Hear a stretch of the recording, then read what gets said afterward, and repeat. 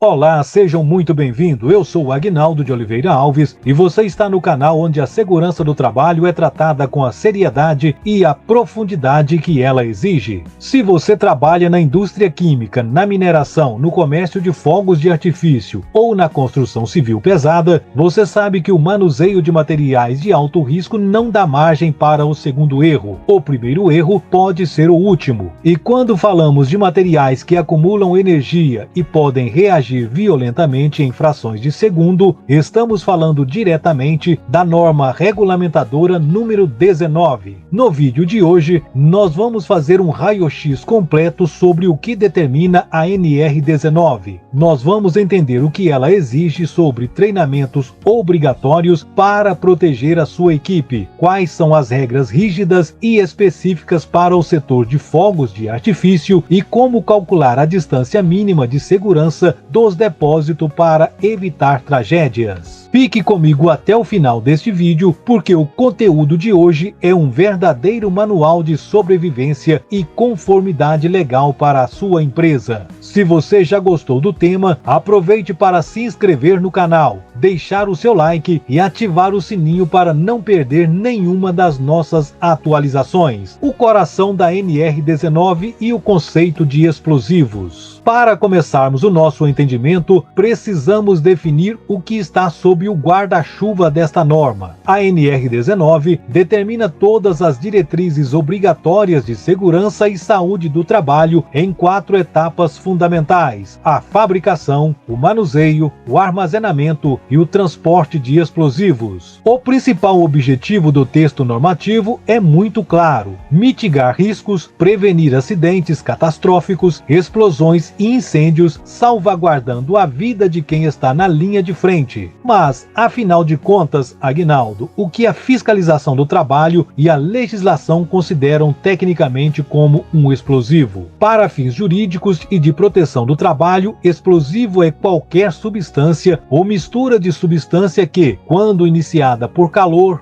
choque, fricção ou faísca, sofre uma decomposição química extremamente rápida. Essa reação se transforma em gases a altíssimas temperaturas, gerando uma liberação violenta de calor e um súbito aumento de pressão. É a famosa onda de choque. Por causa desse potencial de destruição, a NR19 não caminha sozinha. Ela trabalha em total sinergia com o Exército Brasileiro por meio do R-105 e das portarias da Diretoria de Fiscalização de Produtos Controlados. Isso significa que qualquer instalação que fabrique ou armazene esses insumos precisa, obrigatoriamente, de um título de registro ou certificado de registro válido expedido pelos militares, além de monitoramento eletrônico ininterrupto. Se a sua empresa não cumpre os requisitos da NR19, ela não está apenas cometendo uma infração trabalhista, ela está operando na ilegalidade perante a segurança nacional. Treinamentos obrigatórios e cultura de prevenção. Agora que estabelecemos a base teórica, vamos entrar em um dos pilares mais importantes para o setor de saúde e segurança do trabalho: os treinamentos obrigatórios. Afinal de contas, não existe infraestrutura segura se o fator humano não estiver altamente capacitado. A NR19 determina que nenhum trabalhador pode pisar em uma área de risco com explosivos sem antes passar por uma capacitação robusta. Esse treinamento deve ser fornecido pelo empregador durante o horário de trabalho e sem custos para o funcionário. O programa de treinamento deve cobrir, no mínimo, 4 aspectos: conhecimento técnico dos materiais, procedimento operacionais seguros, riscos associados e medidas de controle e plano de resposta à emergência. O primeiro aspecto é conhecimento técnico dos materiais. O operador precisa entender as propriedades físicas e químicas do explosivo com o qual trabalha. Ele precisa saber o que causa a instabilidade daquele material específico. Segundo aspecto, procedimentos operacionais seguros. O passo a passo exato de como descarregar, movimentar e estocar eliminando improvisos. Terceiro aspecto, risco associados e medidas de controle. Como identificar falhas nos sistemas de contenção, como evitar o acúmulo de eletricidade estática e a importância vital do uso de calçados antiestáticos e ferramentas que não geram faíscas. Quarto aspecto, plano de resposta a emergências. O que fazer quando o pior cenário ameaça acontecer? E aqui vai um ponto que muitas empresas negligenciam. Os treinamentos não são vitalícios. A norma exige a realização de reciclagem periódicas anuais. Uma vez por ano, toda a equipe precisa sentar e revisar esses conceitos. Além disso, a NR19 impõe a execução de simulações de emergências obrigatórias, também como periodicidade mínima anual. Não basta o trabalhador saber a teoria da rota de fuga. Ele precisa correr por ela na prática durante um exercício simulado, testando os alarmes, os sistemas de combate a incêndio e o tempo de resposta da brigada. Lembrando sempre, menores de 18 anos estão expressamente proibidos de trabalhar ou sequer transitar por essas áreas. A tolerância aqui é zero. Regras rígidas para o setor de fogos de artifício. Avançando no nosso estudo, precisamos olhar com muita atenção para o anexo 1 da NR19, que dita as regras exclusivas para a indústria e o comércio de fogos de artifício e artefatos pirotécnicos. Este é um setor historicamente marcado por acidentes graves no Brasil, muitas vezes devido à informalidade, o que levou o Ministério do Trabalho a endurecer as regras. Se você precisa ou presta consultoria para uma fábrica de fogos, anote esses critérios determinados pela norma. Organização das bancadas de trabalho. Cada operário deve ter um espaço delimitado. As bancadas devem ser revestidas de materiais lisos, impermeáveis e que impossibilitam o acúmulo de poeiras explosivas ou pólvoras nos cantos. A limpeza deve ser contínua. Limitação de matéria-prima. É proibido manter na mesa de trabalho uma quantidade de mistura pirotécnica maior do que o necessário para o turno ou para a atividade imediata. O excesso de pólvora sobre a mesa multiplica a força de um eventual acidente. Ferramentas antifaiscantes. Esqueça martelos ou espátulas de ferro ou aço comum. No setor de fogos, as ferramentas manuais devem ser feitas de materiais como bronze, latão,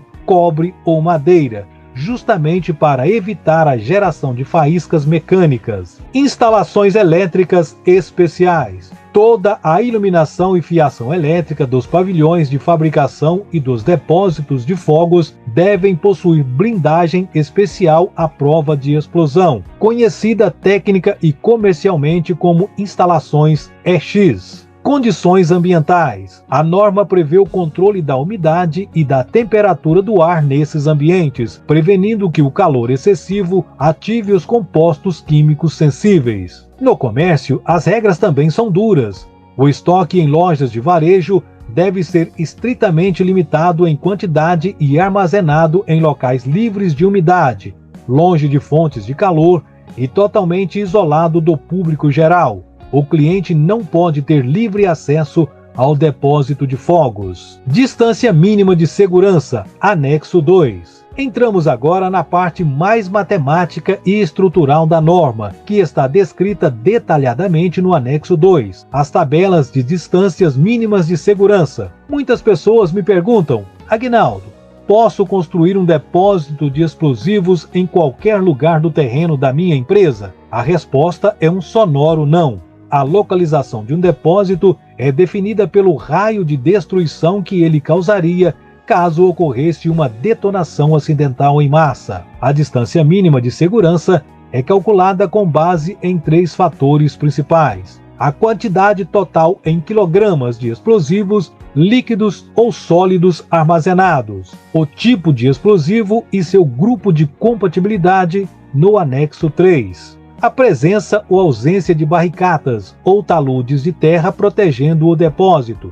O texto determina distâncias específicas que o depósito deve manter de diferentes pontos externos, tais como habitações e edifícios públicos, e a distância mais longa exigida visando proteger a comunidade vizinha de ondas de choque e estilhaços. Rodovias e ferrovias, para evitar que uma explosão atinja veículos em trânsito ou descarrilhe trens. Outros depósitos ou prédios na própria fábrica, para evitar o terrível efeito dominó, onde a explosão de um galpão acaba detonando o galpão vizinho. Um exemplo prático de segurança. Se o seu depósito possui barricadas artificiais ou se aproveita da topografia natural do terreno, como um vale ou talude de terra compactada, a onda de choque gerada por uma eventual explosão será direcionada para cima e não para os lados. Nesses casos, as tabelas do anexo 2 da NR19 permitem uma redução significativa na distância mínima exigida em comparação com um depósito que fica em campo aberto, sem nenhuma proteção. Portanto, o planejamento da engenharia civil e o layout da planta da sua empresa precisam seguir à risca as tabelas técnicas do anexo 2 antes mesmo de iniciar a fundação da obra. Como nós vimos ao longo desse vídeo,